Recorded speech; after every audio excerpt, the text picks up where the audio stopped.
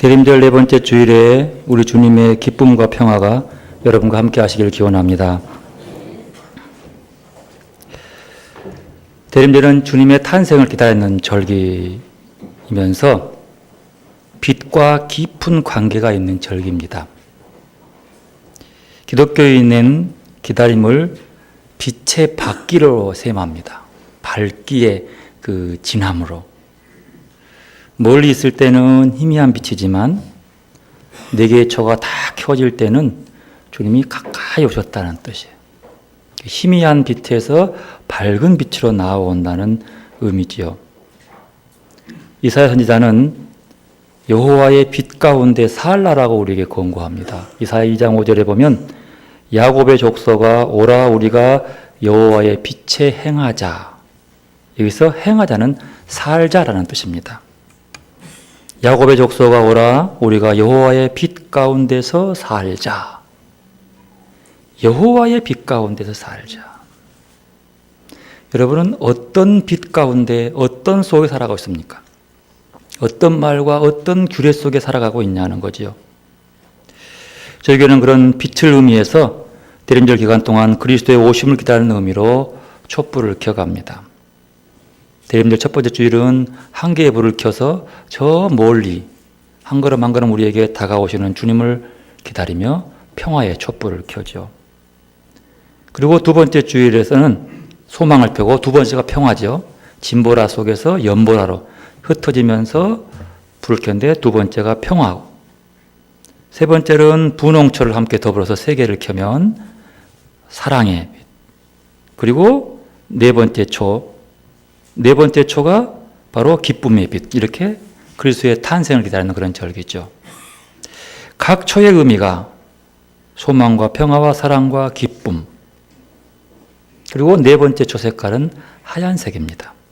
흰색의 의미는 순수함, 깨끗함, 맑음, 진실, 그런 뜻입니다.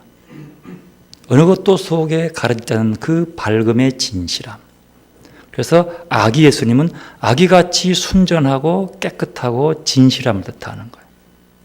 우리 마음에 쌓이는 그런 진실함이, 순수함이 그런 하얌으로 드러나게 되는 겁니다. 오늘 또 우리에 있는 늘 푸른색, 사철 푸르른 이런 색깔로 하는 이유는 겨울이든 여름이든 춥든 덥든 간에 그 푸르름을 유지하는 그 은혜, 그것이 주님이 우리에게 오셔서 비춰준 빛 가운데 사는 사람들의 상징이기 때문입니다. 오늘 양쪽에 있는 밝은 색의 꽃꽂이는 오늘 있을 은퇴와 취임 예식을 위한 것을 함께 덧붙여서 이 의미를 함께 되새기려고 합니다. 대림절 마지막 주일에 예수를 맞을 준비하면서 고요함과 평안함 가운데 자신을 돌아보고 기쁨으로 예수님의 오심을 축하하는 시간들이 되시길 바랍니다. 대림절의 시를 시작합니다. 다시 대림절의 이해인. 때가 되면 어김없이 떠오르는 밝고 둥근 햇잎처럼 당신은 그렇게 오시렵니까? 기다림밖에 가진 것이 없는 가난한 이들의 마음에 당신은 조용히 사랑의 태양으로 뜨시렵니까? 기다릴 줄 몰라 기쁨을 잃어버렸던 우리의 어리석음을 뉘우치며 이제 우리는 기다림의 은혜를 새롭게 고마워합니다. 기다림은 곧 기도의 시작임을 다시 배웁니다. 마음이 답답한 이들에겐 문이 되어 주시고 목마른 이들에겐 구원의 샘이 되시는 주님, 절망하는 이들에겐 희망으로, 슬퍼하는 이들에겐 기쁨으로 오십시오. 앓은 자들에겐 치유자로, 갇힌 자들에겐 해방자로 오십시오. 이제 우리의 기다림은 잘 익은 포도주의 향기를 내고 목간 악기의 소리를 냅니다. 어서 오십시오, 주님. 우리는 아직 온전히 마음을 비우지 못했으나 겸허한 갈망의 기다림 끝에 꼭 당신을 뵙게 해 주십시오. 우리의 첫 기다림이며 마지막 기다림이신 주님, 어서 오십시오.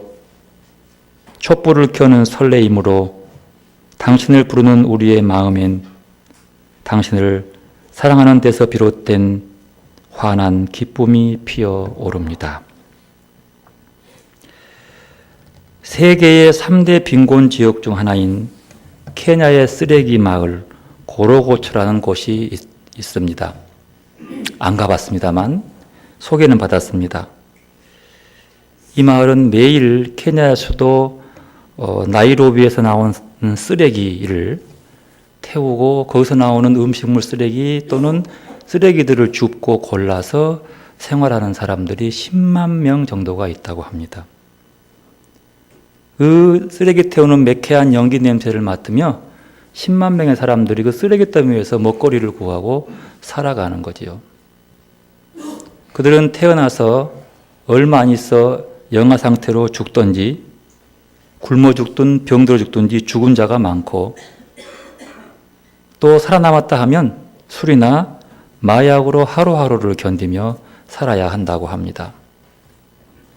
케냐 정부는 주민들의 삶을 그대로 방관한 채 그저 철거, 강제 철거만 동원됐다가 또 흩어지고 하는 그런 일만 계속합니다.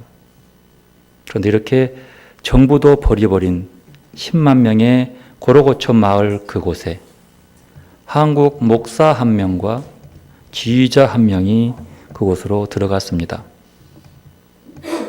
그리고 그들은 태어나서 처음으로 한 번도 배워보지 못한 배움을 갖기 시작합니다. 한 번도 보지 못한 악보를 보기 시작합니다.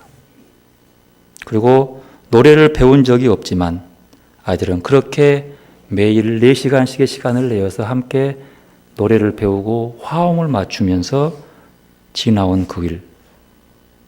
그렇게 시작된 합창단이 그 유명한 지란이 어린이 합창단들입니다.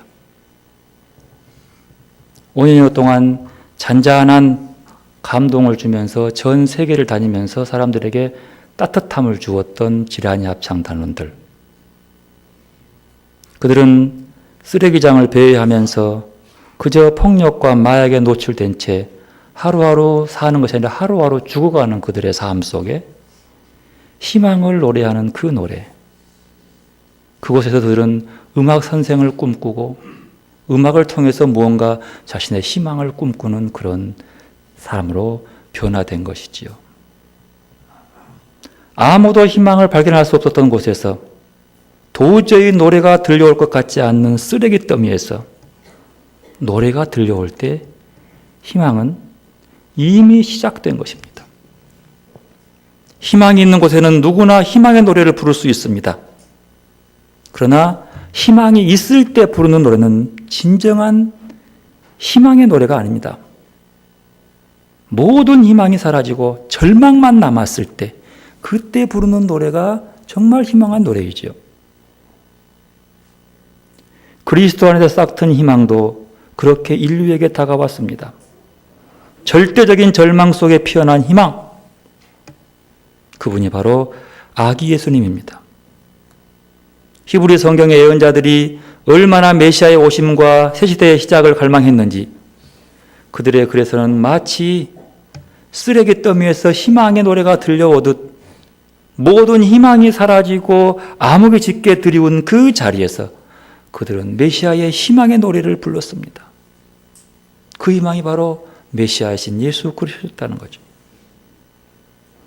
오늘 이사야 7장의 본문은 남유다 아하스 왕이 통치하던 시기 주전 735년에서 720년 사이에 났던 이야기입니다. 아하스 왕이 누구냐 하면은요, 아하스 왕의 아들이 누군 줄 알면 돼요. 그 아들이 히스기야입니다. 히스기야 왕은 잘 알지요. 그 아버지가 아하스예요. 그런데 히스기야가 이렇게 공의롭고 의로운 하나님이 원하는 왕이 된 이유는 아버지가 워낙 악한 왕이 있기 때문이에요. 구약의 왕 중에서 아주 하나님이 가장 싫어한 왕이 아버지요. 어쩌면 아버지가 악한데 자식이 의로운 것 보면은 이건 조금 희한한 그 가문의 교통을 갖고 있습니다만 어떤 그런 역사가 보여주고 있는 거죠. 물론 그의 할아버지는 우시야 왕, 좋지 않은 왕이에요. 그 아들 또 이제 요담, 아버지가 요담이고 그 다음에 아하스, 히스기야 이렇게 내려오는데 그 역사의 계보 속에서 아주 우시야의 그 아주 그냥 흉악한 악한 것들이 쭉 내려와서 아하스의 절정이 일어나고 그것을 모든 걸 다 뒤엎고 새롭게 시작한 것이 히스기야입니다. 아하스 왕 때에는 주변국의 의미는 신흥 강대국인 아수르가 등장합니다. 그들의 힘이 워낙 커서 주변으로 막 그 힘을 퍼쳐나가기 시작해요. 그래서 그 힘에 억눌려서 지금 시리아와 북이스라엘이 연합을 동맹을 맺습니다. 그래서 아수르의 공격을 피하기 위해서. 그런데 두 개를 합쳐봤자 아수르의 강한 힘 앞에는 감당할 수가 없어서 남쪽 유다 아하스 왕에게 우리 같이 연합군을 만들자라고 이제 얘기하는 거예요. 그때 아하스가 그 제안을 거절합니다. 거절하고 우리는 너희하고 연합 안 하겠다라고 자르죠. 북이스라엘 때문에 그러는 거예요. 그러니까 이 시리아하고 북이스라엘 연합군들이 그냥 아수르가 아니라 남유다를 침범해 버린 거예요. 남유다를 들어오니까 남유다 사람들과 왕과 백성들이 굉장히 무서워합니다. 그들의 마음을 7장 2절에 이렇게 표현합니다. 왕의 마음과 그의 백성의 마음이 숲이 바람에 흔들림같이 흔들렸더라. 마음이 막 흔들리는 거예요. 결국 그렇게 불안함과 두려움을 견디지 못한 아하스 왕은 그들의 공격을 막기 위해서 아수르에게 지원 요청을 하는 거예요. 아수르에게 군사적 도움을 요청하는 거예요. 우리를 살려달라고. 여러분, 약한 나라가 강한 나라에게 원조나 군사적 도움을 요청하면 뭐가 필요해요? 공짜가 돼야 안 돼요? 절대 안 되죠. 공짜는 없어요. 그들에게 도움받는 것 이상으로 주지 않으면 이익 없으면 절대 안 도와줍니다. 그리고 그들에게 도움을 요청하면서 그저 그러면 유다는 아수르의 속국이 되고 말아요. 무너진 것이 아니라 무조건 아수르의 명령에 순종하겠다는 계약을 맺게 되는 거죠. 이게 중요한 의미가 담겨져 있어요. 그렇다 보니까 친아수르 정책으로 모든 것들을 바꿔가요. 조금만 반대도 가차없이 쳐버리고 친아수르 정책으로 들어갑니다. 남녀 사람들의 정신적, 정치적 모든 것들이 아수르에 예속돼 버려요. 정신적, 신앙적 부분도 아수르의 비유를 맞추게 되는 거예요. 여러분, 강대국이 들어가면 종교가 꼭 바뀌어요. 종교가. 그 나라 종교로 바뀌어가는 거예요. 그래서 바뀌어져요. 그러자 이사야가 아하스 왕 찾아가서 이렇게 경고합니다. 7장 4절. 그에게 이르기를 너는 삼가며 조용하라. 르신과 아람과 르말리아의 아들이 심히 노할지라도 이들은 연기나는 두 부직갱이 그루터기에 불과하니 두려워하지 말며 낙심하지 말라. 7절에 주 여호와의 말씀이 그 일은 서지 못하며 이루지 못하리라. 이렇게 말씀했다. 그러니까 그 두려워하지 말고 아수르한테 붙지 마. 그 뜻이에요. 그 두 나라 침범한 것 무서워하지 말고 붙지 마. 이렇게 얘기하죠. 그렇게 이사야가 얘기했는데도 아하스 왕은 정치적으로 보나 뭘 보나 안 되는 거예요. 그래서 마음이 잡지 못합니다. 그때 이사야가 그러면 이 말 듣고 싶지 않으면 그러면 하나님에게 한번 징조가 무엇인지 한번 물어보라고. 그리고 얘기하는 것이 오늘 본문 11절입니다. 11절 함께 읽어보겠습니다. 너는 내 하나님 여호와께 한 징조를 구하되 깊은 데서든지 높은 데서든지 구하리라 하시니. 이제 이렇게 힘드니까 한번 하나님께 물어보자 말이야. 하나님 믿어봐라 그 뜻이에요. 그런데 아하스가 12절에 이렇게 답합니다. 함께 읽읍시다. 아하스가 이르되 나는 구하지 아니하겠나이다. 나는 여호와를 시험하지 아니하겠나이다. 어디서 많이 들어본 것 같죠? 신명기 6장 16절에 보면 그 율법에 나는 여호와를 시험하지 말라. 하나 주 너희 하나님을 시험하지 말라라는 말이 있어요. 율법을 도무지 지키지 않았던 아하스 왕이 하나님께 좀 구해서 도움을 요청해 달라고 얘기하는데 그 말을 듣고 하는 소리가 야 성경에 하나님을 시험하지 말라 내가 시험하면 쓰겠냐? 라면서 하나님의 말씀을 들어서 거절합니다. 법을 운운하면서 슬쩍 자기 상황을 회피하는 그 마음, 여러분 이게 아주 악한 마음이에요. 아하스의 그 마음, 점잖은 것처럼 보이지만 아주 은큼한 하나님이 가장 싫어한 교활한 방법이죠. 그는 그 마음속에 이미 내가 아수르의 뇌물을 바치기로 결심하고 하나님의 도우심을 과감하게 거절해버려요. 즉 아하스의 거절은 하나님의 권능과 능력이 아닌 아수르의 군사적 힘에 기대고 싶은 마음이 간절한 거예요. 그걸 의지하는 거죠. 이에 이사야 선지자는 더 이상 아하스를 설득하지 않습니다. 왜요? 그에게 희망이 없음을 안 것이기 때문입니다. 여기서 한번 깊이 들어보십시오. 유다는 이제 절망이에요. 아수르의 속국이 되든 아니면 시리아와 북이스라엘 연합군 앞에 패하든 둘 중에 하나예요. 이런 엄청난 절망 속에 이 절망의 원인이 무엇이란 말이에요? 북이스라엘입니까? 도무지 속을 알 수 없는 아수르의 마음입니까? 신은 강대국으로 등장하고 있는 바벨론의 모습입니까?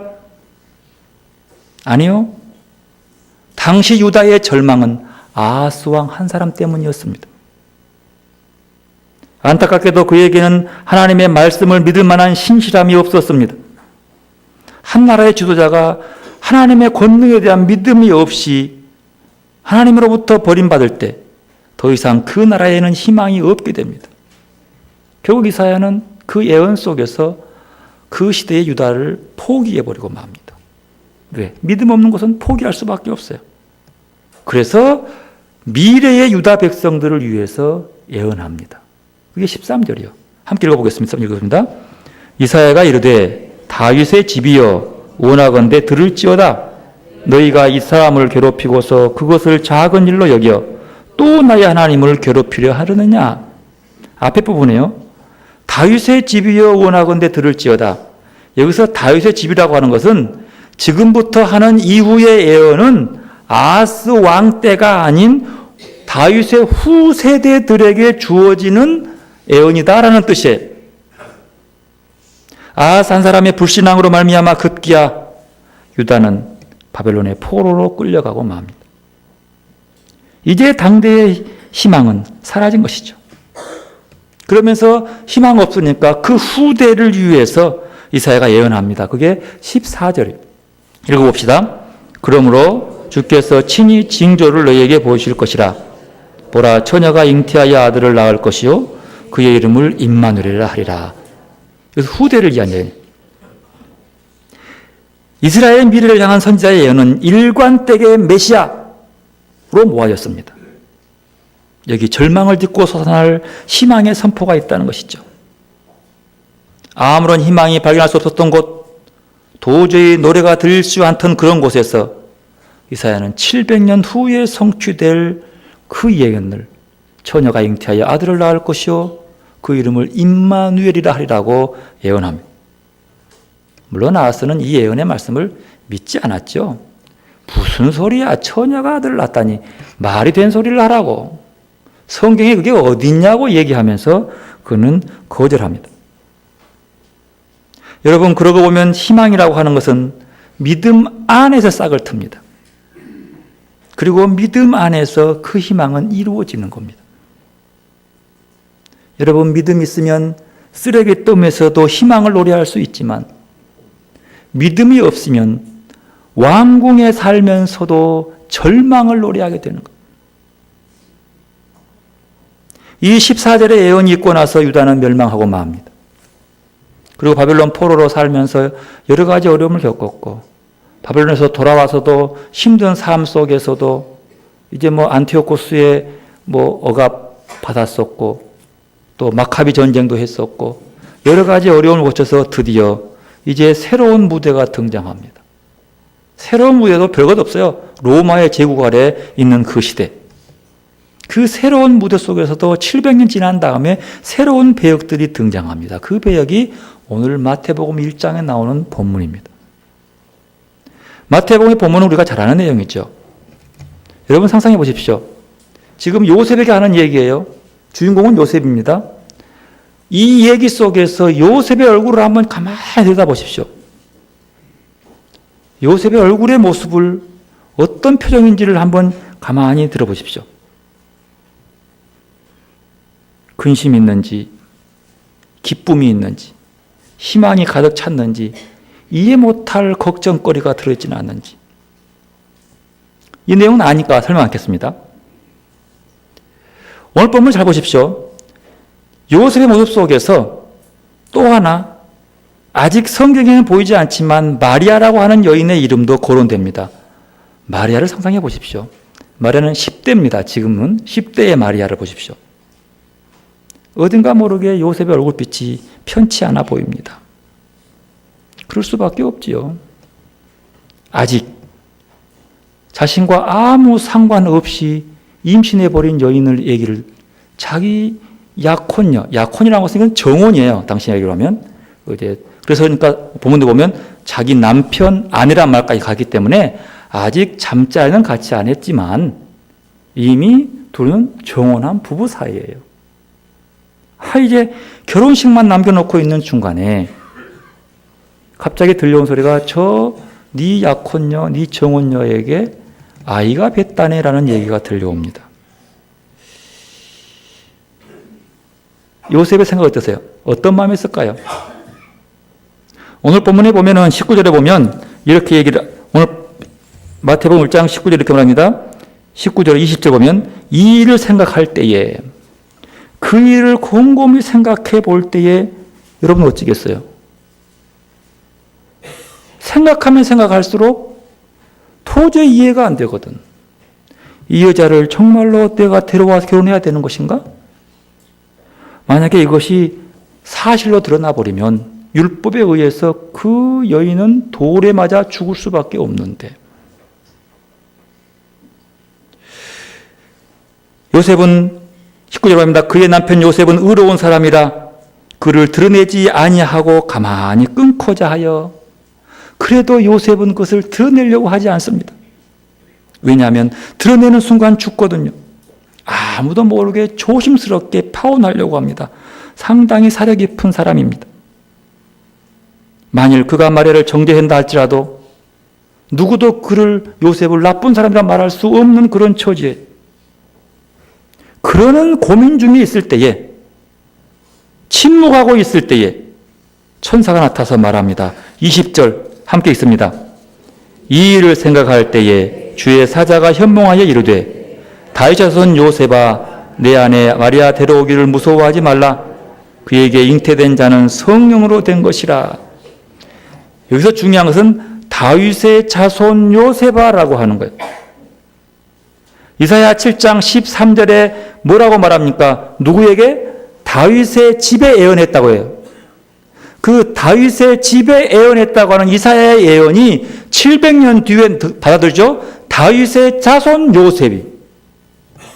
이건 700년을 넘나드는 주고받는 모습이에요. 그리고 그것이 바로 지금 이렇게 그 모습이 이어지고 있는 거예요.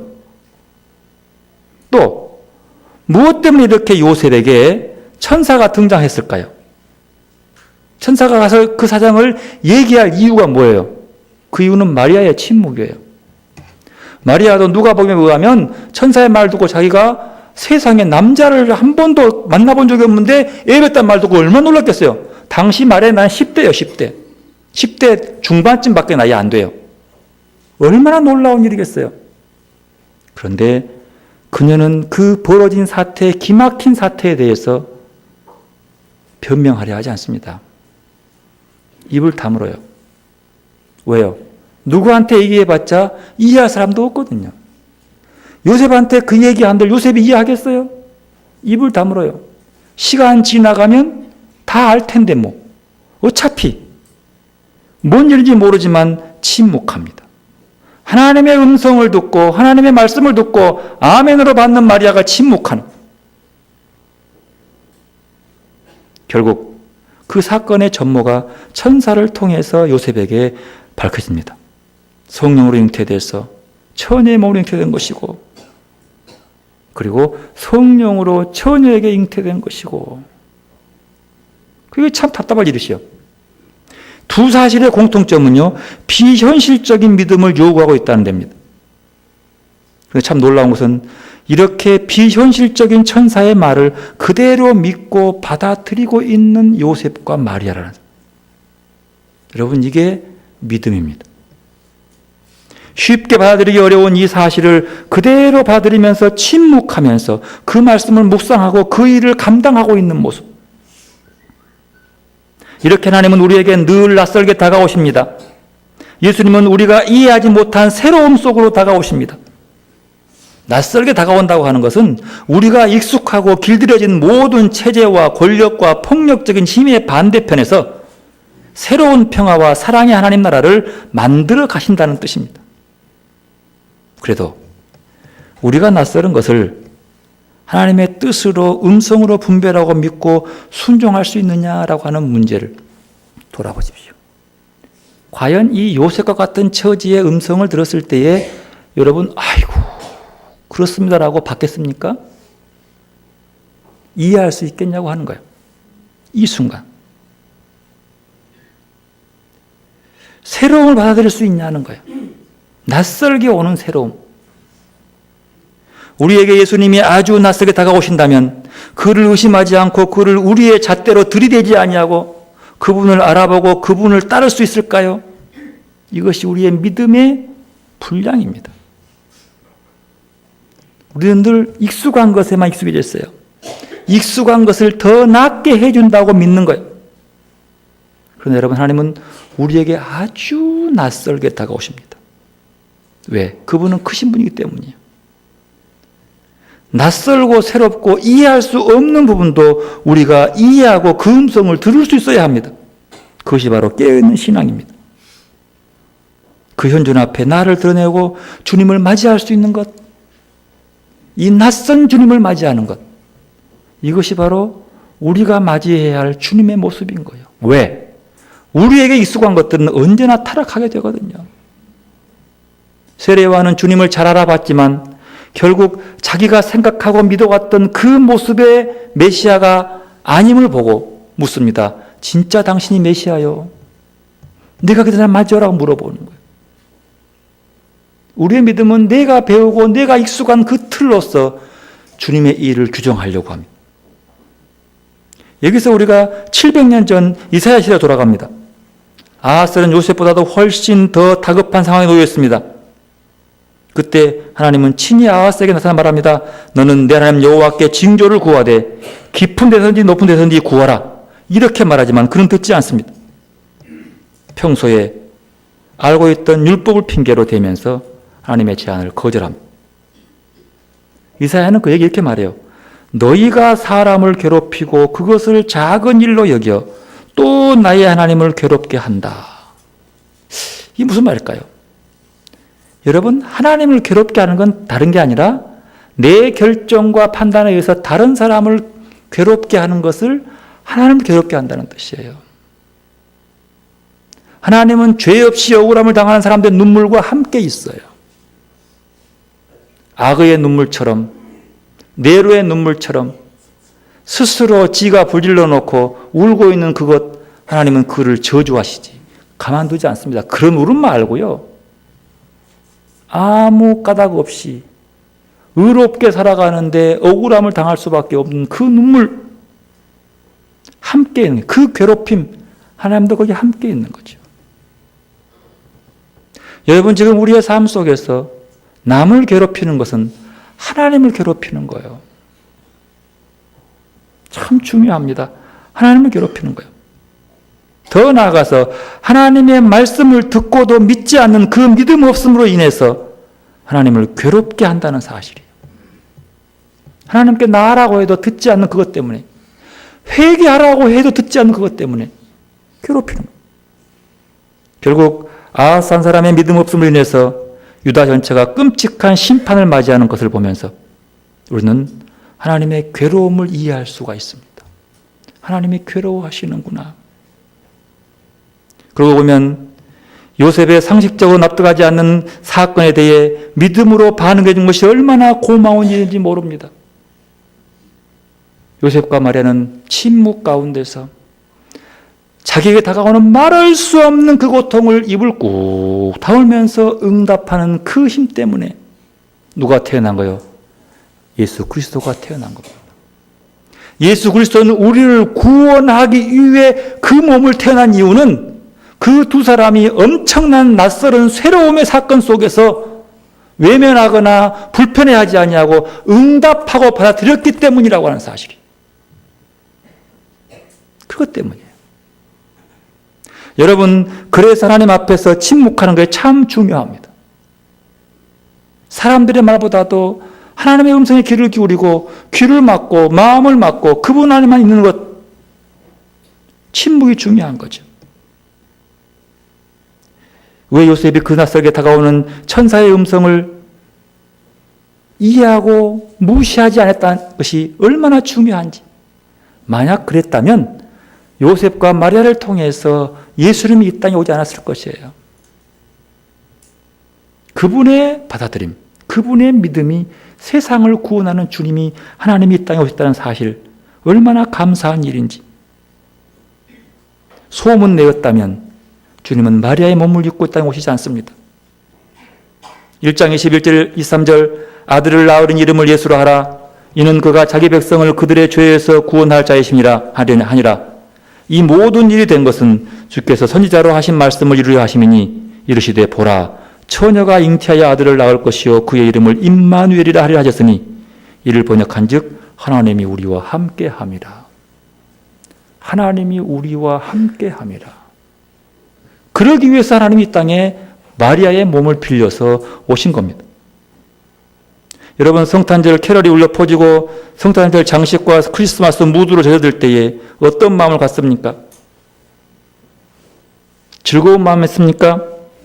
즐겁습니다. 기쁨입니다. 주님의 오심은 기쁨이에요. 아기 예수님의 탄생하신 날이 하늘엔 영광이요 땅에는 평화라고 얘기했습니다. 그 큰 기쁨이죠. 성탄을 맞이하는 그림 중에서요, 또 이 작품 중에서 마곡간에서 태어난 아이를 안고 있는 마리아의 모습을 볼 수 있죠. 그 마리아의 얼굴은 얼마나 평온하고 얼마나 사랑스럽고 얼마나 행복한 얼굴인지. 태어난 아이를 가슴에 품고 심장 박동을 느낀다는 것, 이거 얼마나 큰 행복이겠습니까? 얼마나 큰 아름다움이에요. 바티칸 성베드로 성당에 들어가면 그 성당 온 벽은 대형 화가들의 그림과 더불어서 많은 대리석 조각품들이 널려 있습니다. 그 조각품들을 다 이해하기가 어려울 만큼 너무 많아요. 그리고 그 당시 유명하다는 화가들의 또 조각가들의 목상들은 다 거기 들어있어요. 대가들이 많죠. 문에 들어가서 사람들이 그냥 쉽게 지나쳐버리는 하나의 대리석 조각상을 저는 유심히 지켜봤어요. 다름 아니라 세상에 조각상 중에 아기를 끌어안고 젖을 먹이는 어머니의 모습이 나와요. 그러니까 그 아이를 하나 끌어먹고 그냥 그냥 옷을 이거 말하면 저통 내놓고 탁 먹이는 거야. 막 큰 그림을 있어요. 그러니까 한참 지켜봤어요. 그 어머니 얼굴의 모습, 정말로 행복이 꽉 차 있어요. 젖을 먹이는 엄마의 마음처럼 그런 사랑이 어디 있겠어요. 제가 한참을 쳐다봤어요, 그것을. 그리고 그곳에 조금만 옆으로 사람들이 엄청나게 모여 있습니다. 그 조각상 앞에서는 서로 보기 위해서 금을 쳐놨어요. 사람이 하도 많아서 보기 힘들 정도로 많이 몰려있는 또 하나의 모습이 있습니다. 피에타상입니다. 미켈란젤로의 피에타상. 이 조각품은 세계적인 작품이죠. 말할 수 없는 작품이죠. 그 작품은 바로 십자가에서 죽은 예수를 안고 있는 어머니 마리아의 모습입니다.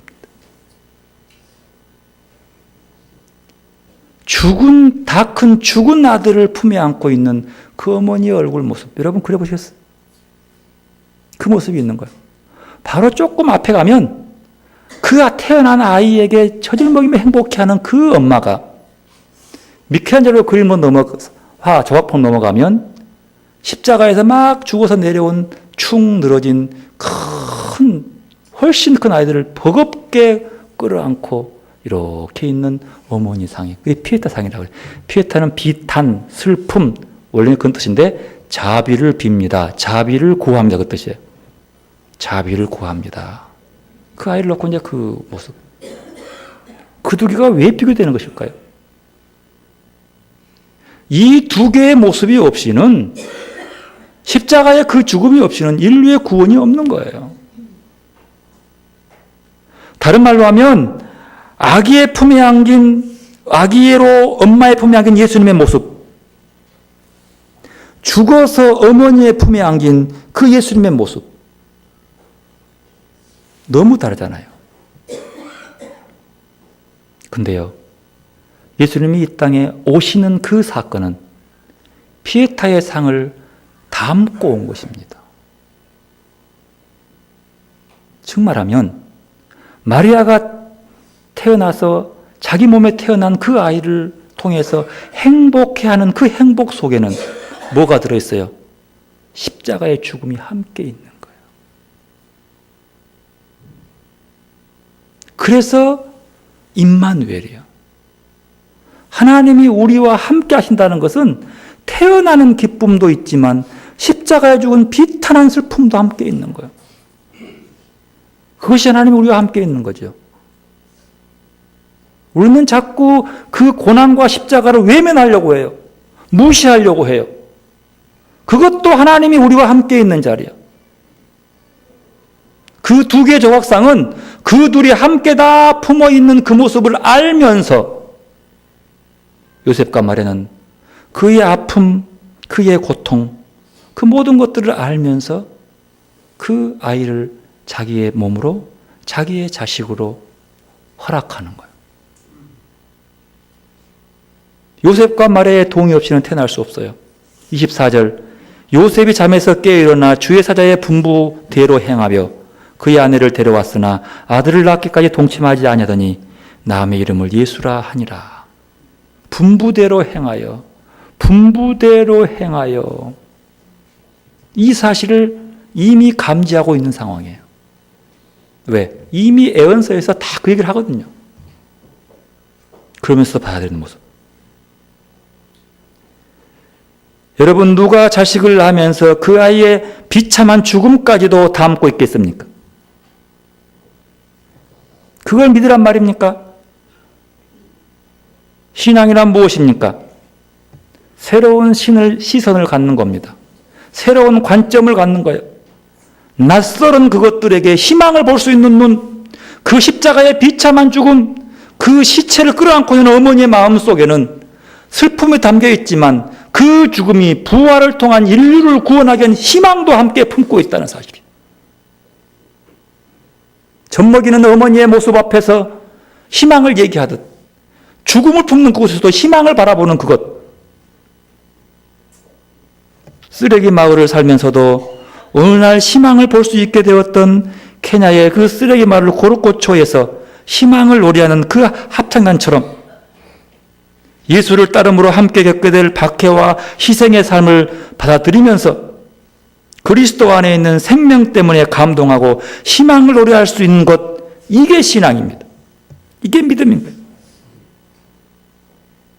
그리스도의 신앙은 그렇게 하나님이 우리와 함께 계시다는 사실을 믿고 그분과의 사랑의 연대 안에서 인간과 세상을 새롭게 바라볼 것을 요구하고 있습니다.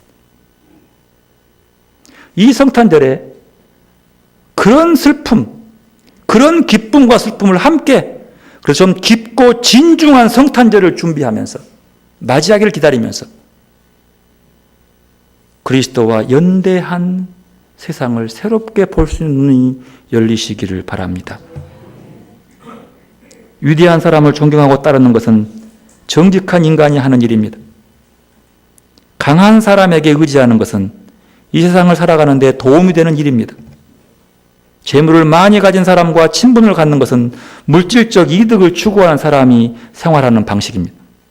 그러나 예수 안에서 우리가 받아들이는 삶은 그런 우리의 바람들과는 분명히 다른 것입니다.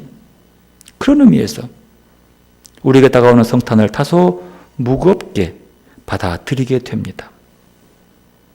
그분을 맞이하는 것은 죽음을 맞이하는 것이고 희생을 맞이하는 것이고 눈물을 맞이하는 것입니다. 왜냐하면 그분은 임마누엘이시기 때문입니다. 하나님은 예수 그리스도를 통해서 우리와 연합하고 하나를 이루어 주십니다. 하나님의 사랑을 받들어 하나님과 연대의 안에서 살겠다는 것이 예수님을 받아들이는 신앙, 예수와 나와 하나 되는 것들을 추구하는 것. 성탄은 그분으로 말미암아 우리의 여러 가지 직분을 받고 그 이름을 위하여 믿어 순종하는 절기입니다. 요셉이 천사의 음성을 듣고 묵묵히 순종하듯이 마리아가 침묵 속에 자기의 태를 내어주듯이 성탄은 아기 예수님을 맞이할 뿐만 아니라 예수님에게 우리 자신을 내어드리는 절기입니다. 맞아드림과 내어드림 속에서 우리는 참된 그리스도인이 되고 예수님은 임마누엘이 되어 주십니다. 희망은 여기서부터 시작됩니다. 맞아드리고 내어줌으로써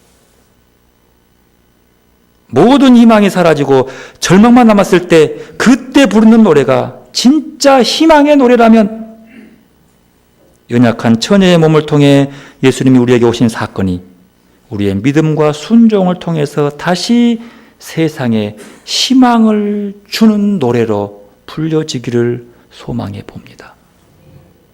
이번 성탄절에 우리가 그렇게 낯설게 오신 주님을 믿음과 순종을 통해 받아들이고 나를 내어주어서 세상에 희망 없는 또 절망의 우동토기로 휘몰아치고 가는 이 나라에 희망의 노래를 부를 수 있기를 소망해 봅니다.